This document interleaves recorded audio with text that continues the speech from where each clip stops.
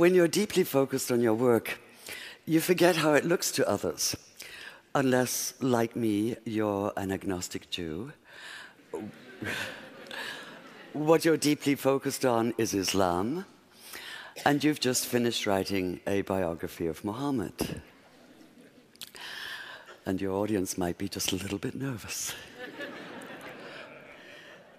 This photo was taken this past summer at the Sheikh Zayed Grand Mosque in Abu Dhabi, and yes, that's me in the middle.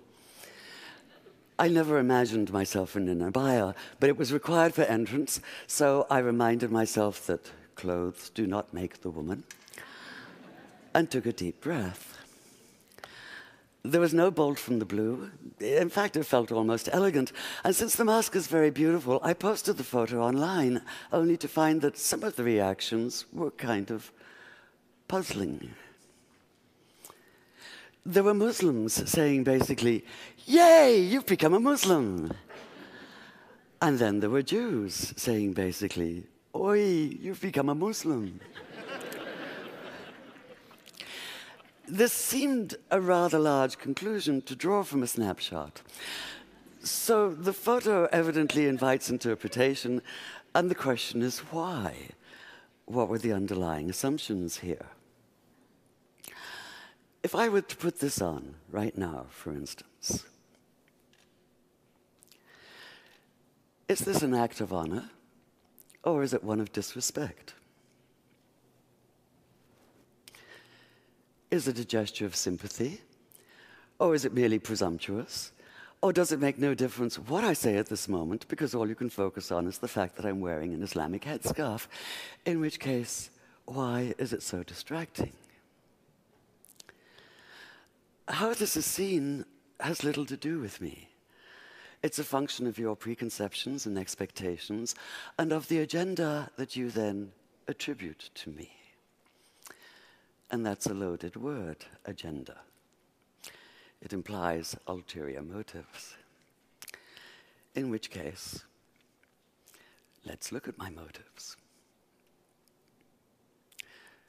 To the question of how come I decided to write about Muhammad, my immediate answer is, how not? We're talking about one of the most influential figures of all time, a man who radically changed his world and is still changing ours. So how can so many of us know so little about him? How come just the idea of writing about him seems to be fraught with tension? Welcome to my territory, the vast and volatile arena in which politics and religion intersect. Consider the renewed atmosphere of distrust and bitterness this past summer, for instance, when a noxious little YouTube video caricaturing Muhammad sparked protests leading to dozens of deaths. There were any number of agendas involved here, none of them good. That of the small-minded bigots who made the video in the first place, small-minded bigots being a redundant phrase, if ever there was one. Of the Saudi-financed TV station in Cairo that picked it up and made a big show of it, thus ensuring that while maybe 30 people had seen it before, now millions would. Of the once reputable news magazine, trying to revive its fading readership by implying that all Muslims worldwide were rioting in the streets, as opposed to a few hundred extremists and often just a few dozen. It's amazing what you can do by cropping a photograph. There is the leader of Hezbollah, under attack for his support of the Syrian regime's brutal war against its own citizens, trying to redeem himself as a defender of Islam. And the Pakistan Minister of Railroads, trying to hide his corruption and ineptitude by offering a $100,000 bounty. And the usual American Islamophobes, putting up crude us and them posters in the New York and DC subways. So many people jumping on the bandwagon. But where was Muhammad himself in all this? Where was the man who listened to the Quran telling him, and by extension all Muslims, to pay no attention to taunts and mockery? Ignore them, it keeps saying. Let them be. Turn your face away. or in the words of Jesus, turn the other cheek.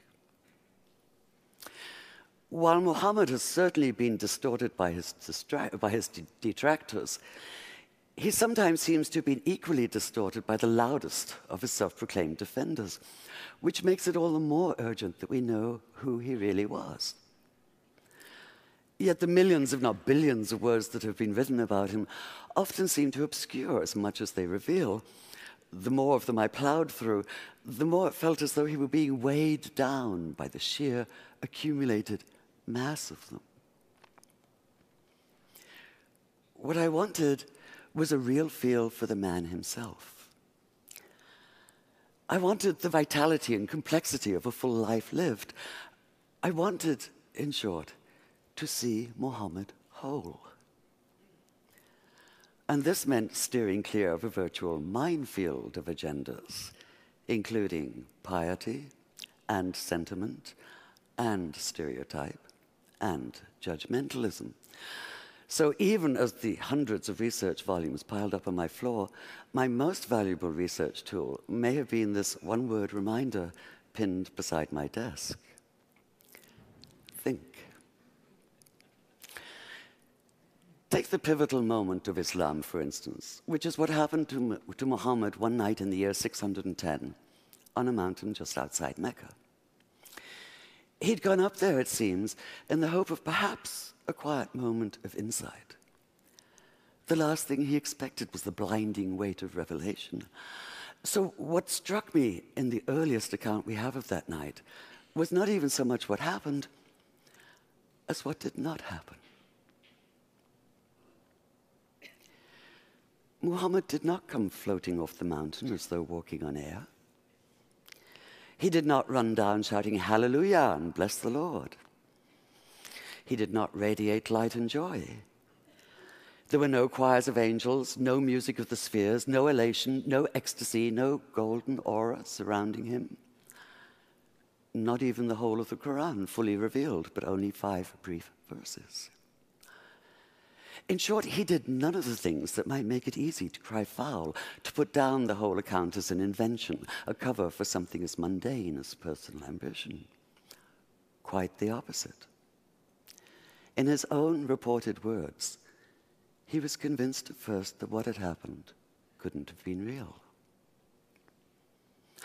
At best, he thought it had to have been a hallucination, his own mind working against him.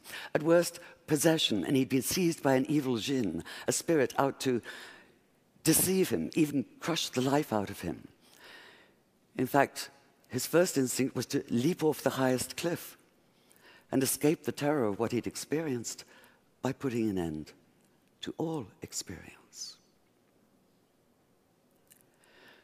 Whether you believe the words he heard that night came from inside himself or from outside, it seems absolutely clear that Muhammad did experience them, and that he did so with a force that would transform himself, his sense of himself and his world. So that initial panicked disorientation, that sundering of everything familiar, that feeling of being overwhelmed by a force larger than anything the mind can comprehend, strikes me as utterly real. It's the only response that makes sense. It's the only sane response, the only human one. And this is what allowed me to begin to see Muhammad not as a symbol, and not even as a subject, but as a man, a complex human being. And to follow the extraordinary arc of his life from neglected orphan to acclaimed leader, from marginalized outsider to the ultimate insider, from powerlessness to power. One thing I knew from the beginning, however, if I was to do justice to this remarkable story, if I was to bring it alive on the page, it had to be written in good faith. Now, I do realize there may be a certain irony in an agnostic standing here talking about good faith, but there's been so much bad faith in every sense of the term, and we have to get beyond it, all of us. Whether we're secular or religious, theist or atheist or anywhere in between, we are all impacted by the words and actions of extremists. What happens in one tiny corner of the world now reverberates globally. But whether we live in Tehran or in Tel Aviv, in New York or in New Delhi, we do have a choice. We can refuse.